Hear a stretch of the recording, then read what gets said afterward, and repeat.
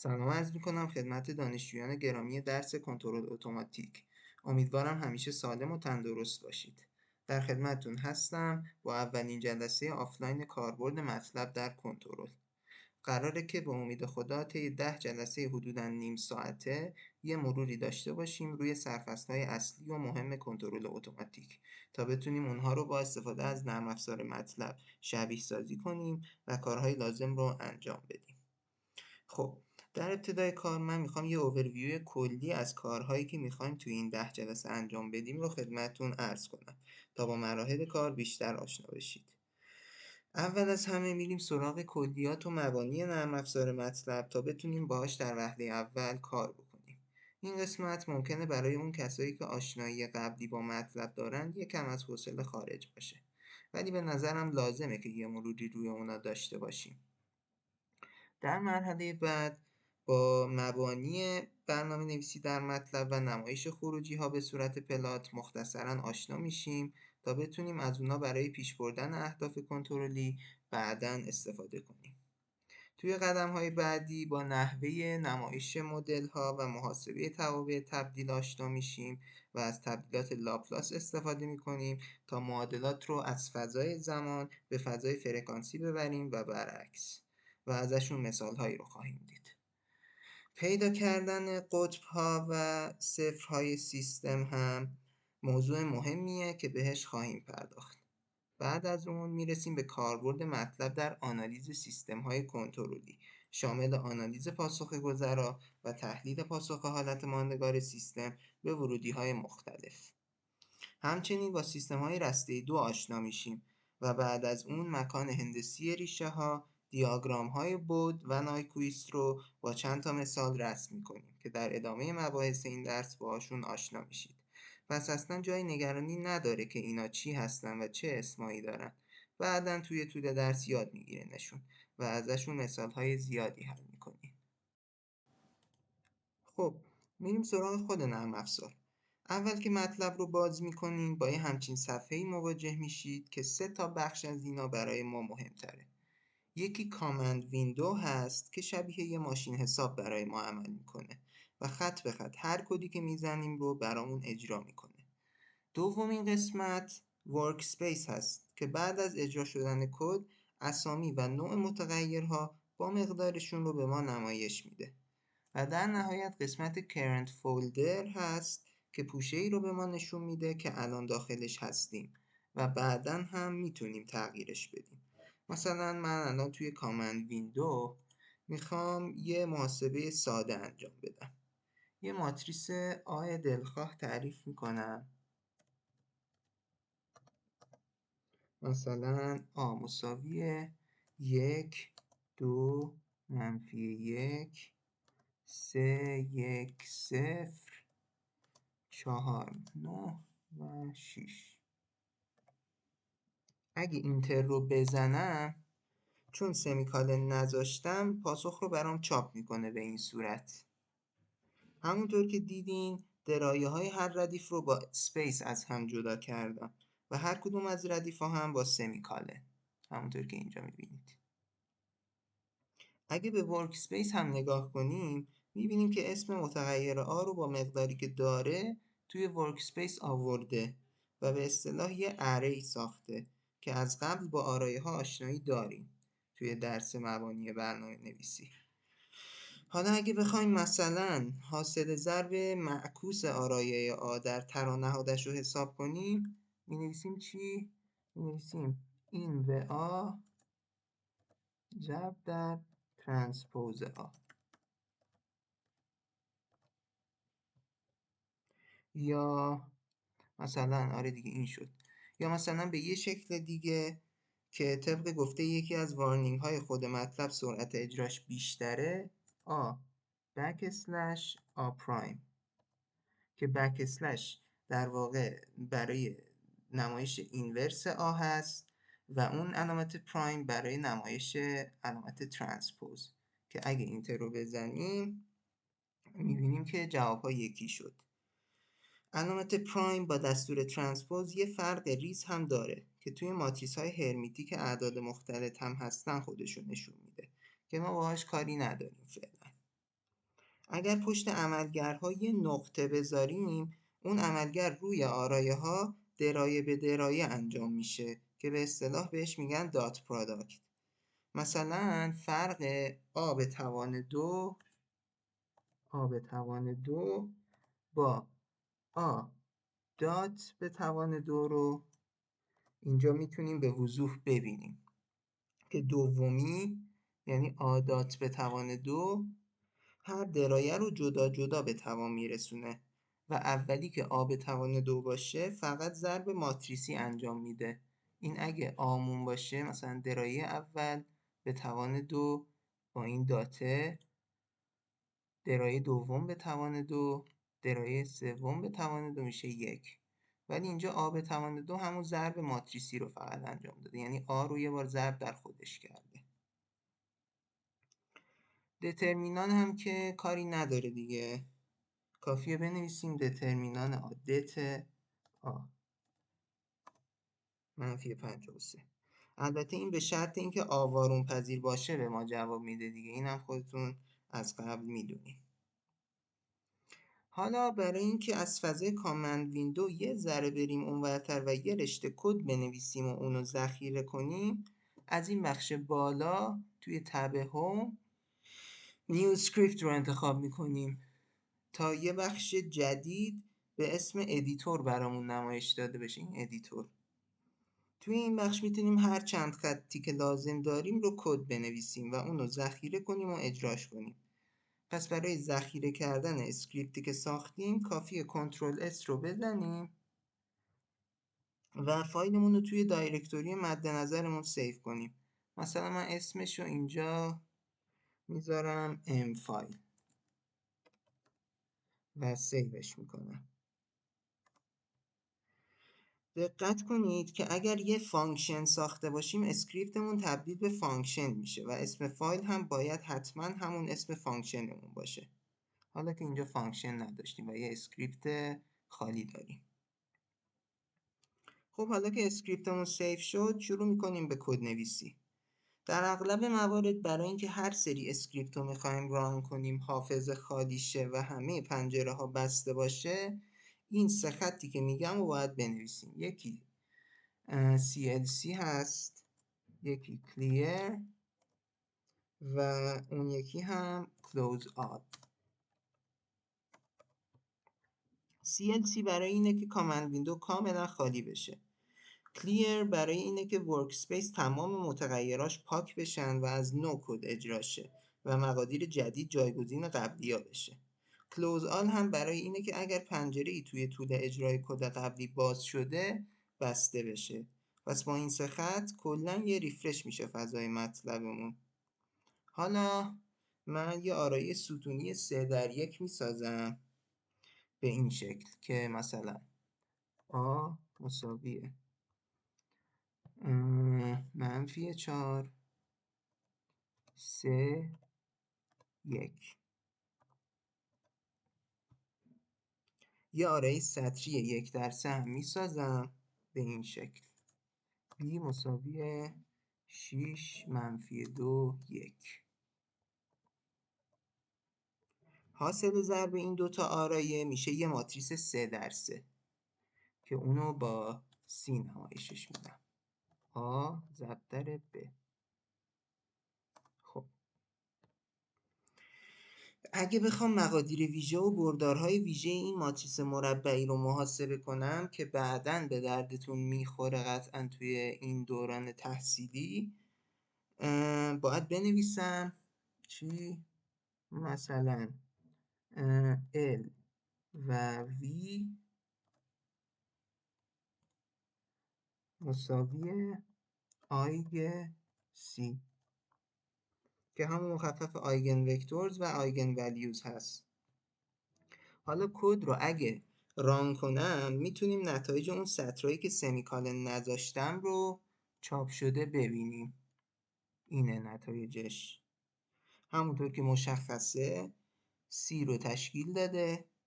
L یه ماتریس 3x3 هست که هر کدوم از ستوناش یکی از بردارهای ویژه هستن و V هم یه ماتریس 3x3 قطری هست که روی قطر اصلیش مقادیر ویژه متناسب با بردارهای ویژه قرار گرفته. اگه دوباره برگردیم به کامند ویندو و بخوایم مثلا ردیف دوم ماتریس C رو ببینیم چی هست، کافیه بنویسیم C 2 و 2 نقطه که اون 2 نقطه نشون دهنده اینه که منظور ما کل ستون‌های ردیف دوم ماتریس C بوده. همونطور که می‌بینید ماتریس C ردیف دومش 18 منفی 6 و 3 هست. 18 منفی 6 3. حالا میخوام یه سری فانکشن که برای آرایه ها کاربرد داره رو بهتون معرفی کنم. مثلا اگه ماتریس D رو به این صورت تعریف کنیم، ماتریس D رو توی کامند ویندو به این صورت تعریف بکنیم، 5 9 مثلا 4 3 6 2. این از D، یه ماتریس 3 در 2. تابع لنث دی رو میخوام بهتون معرفی کنم که به ما بیشترین تعداد المان سطر یا ستون رو میده. لنث دی.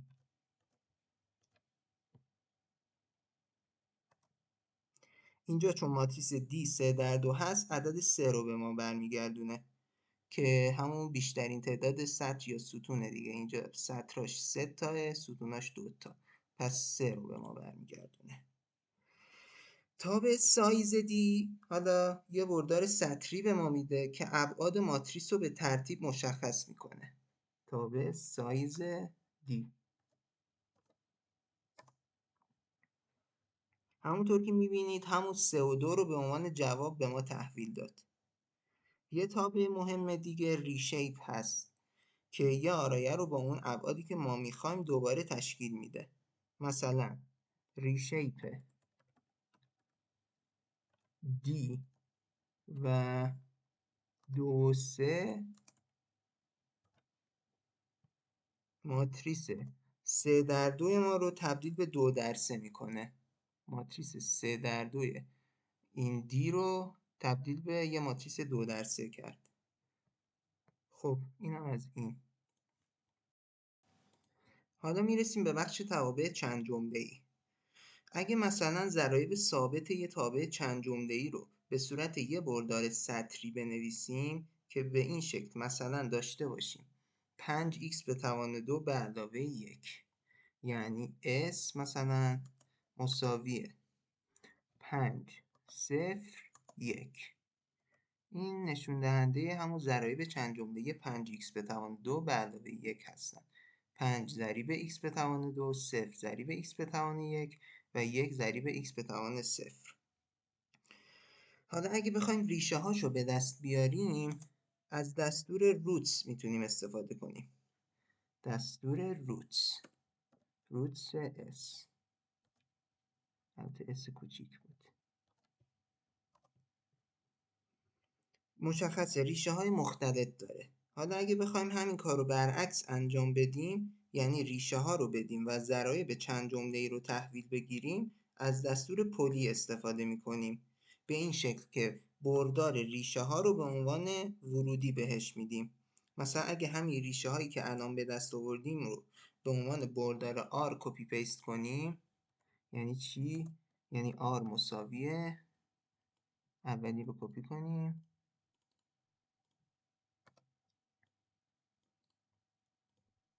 دومی، این بردار آر ما.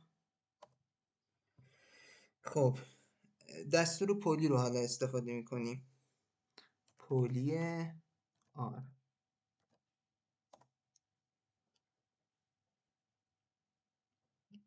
حالا که دستور پلی رو زدیم، یه مضربی از همون ضرایب 5 0 1 رو به ما میده. حالا اینجا داده 1 0 2 دهم که تفاوتی نداره. دقیقا میشه 5 برابرش همون 5 0 1. 1 و 0 و 2 دهم 5 0 1. خب تا اینجا یه خلاصه کوتاهی بود از اون مباحثی که میخواستم تحت عنوان کلیات و مبانی مطلب خدمتتون بگم. حالا میخوام برم سراغ برنامه نویسی توی مطلب و یه مختصری از اون رو هم با همدیگه پیش ببریم. اول از همه عملیات منطقی توی مطلب رو با همدیگه یه مرور میکنیم. کلاً عملگرهای منطقی به 4 دسته تقسیم میشن، شامل and، or، نقیض و XOR که الان در قالب مثال با همدیگه تفاوت اونا رو میبینیم. فقط قبلش یه نکته ای رو بخوام بگم، اینه که اعداد حقیقی به جز صفر از لحاظ منطق یا همون لاجیک مقدار 1 یا ترو دارن و خود صفر هم مقدار 0 یا فالس داره. پس با این پیش‌فرض یه چند تا مثال با هم ببینیم. مثلا حاصل عملگر منطقی اور فقط وقتی فالس میشه که هر دو طرف عملگر مقدار فالس داشته باشن. اگر یکی یا هر دوشون ترو باشن حاصل هم ترو میشه. خب من برای اینکه این ورک اسپیس هم خالی بشه و این کامند ویندو هم خالی بشه این کدا رو زدم. خب مثلا حاصل 1 یا منفی 1 همون این علامت اوره. 1 یا منفی 1 میشه 1 منطقی لاجیکال. چرا؟ چون هر دوتاشون ترو هستن. یا مثلا یه دونه دیگه 0 یا منفی مثلا 5.3 میشه ترو یا همون 1 چون حداقل یکیشون ترو بوده. با این حساب 0 یا 0 هست که فالس میشه. فقط این 0 یا 0 همونطور که دیدید مقدارش 0 منطقی شد لاجیکال. از طرفی عملگر اند دیگه اینطوری نیست و میشه یه جورایی گفت برعکسه. چرا؟ چون فقط وقتی هر دو طرف عملگر اند از نظر منطقی 1 باشن حاصل هم 1 یا ترو میشه. مثلا منفی 6 و 0 مثلا منفی 6 و 0 حاصلش 0 میشه چون یه طرفش فالس هست. ولی مثلا 5 و 1 5 و 1 حاصلش 1 میشه چون هر دوتا ترو هستن. حالا عملگر XOR اینطوریه که فقط وقتی یه دونه از المان ها ترو باشه حاصلش ترو میشه. در غیر این صورت مقدار 0 رو به ما میده. مثلا XOR 1 و منفی 5 با اینکه هر دو تا المانش ترو هستن حاصلش میشه 0. عملگر نقیض هم که مشخصه فقط لاجیکال ولیو رو برعکس میکنه. مثلا یه واضحه دیگه نقیض 0 میشه 1 یا مثلا نقیض منفی 2.5 میشه 0. خب حالا بریم سراغ عبارتهای شرطی توی مطلب که با ایف میتونیم اونها رو بسازیم. اول از همه دوباره میریم سراغ اسکریپتی که ساخته بودیم و اونجا کدهاشو میزنیم. کد قبلی رو سمیکالوناشو میذارم ولی میذارم سی رو نمایش بده به ما. این مثلا سمیکالونشو بذارم سی رو نمایش بده به ما. مثلا می نویسم چی؟ مثلا می نویسم if سی 2 و 1 بزرگتر از 5 چی رو به ما نمایش بده؟ این شرط ما بود. اگر سی 2 و 1 بزرگتر از 5 باشه XOR مثلا B 1 و A 2 رو به ما نمایش بده. در غیر این صورت else که میتونیم یا اینتر بزنیم یا اینجا سمیکالن بذاریم else XOR 1 و 0 اینم end. دقت کنید که حتما باید برای هر ایف عبارت end رو بذارید.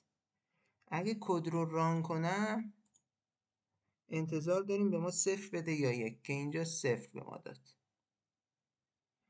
همونطور که واضحه ما میتونیم از ایف های تو در تو هم متناسب با مسئلهمون استفاده کنیم یا حتی else if. که توی ایفای تو در تو به ما کمک میکنه منطق شرط ها رو بهتر بفهمیم. اینجا الان 32 و 1، خب 32 و 1 18 بزرگتر از 5، پس همین x او رو به ما نمایش میده.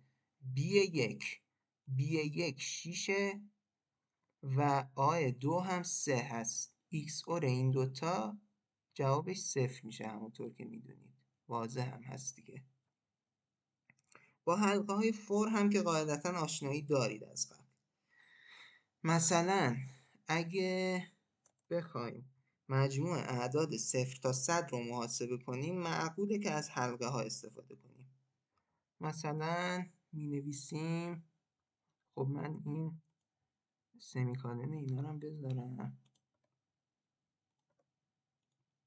خب مثلا اگه بنویسیم یه متغیر موقت تعریف میکنیم که مقادیرش هی تغییر میکنه. 0 اول 0.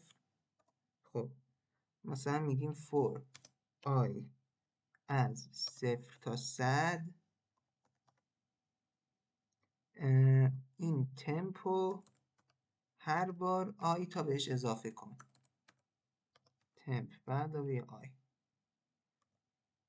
دوباره برای فور هم اندشو میذاریم و میگیم که تمپ رو به ما نمایش بده، که اگر ران کنیم میبینیم مجموع اعداد 0 تا 100 رو محاسبه کرده 5050.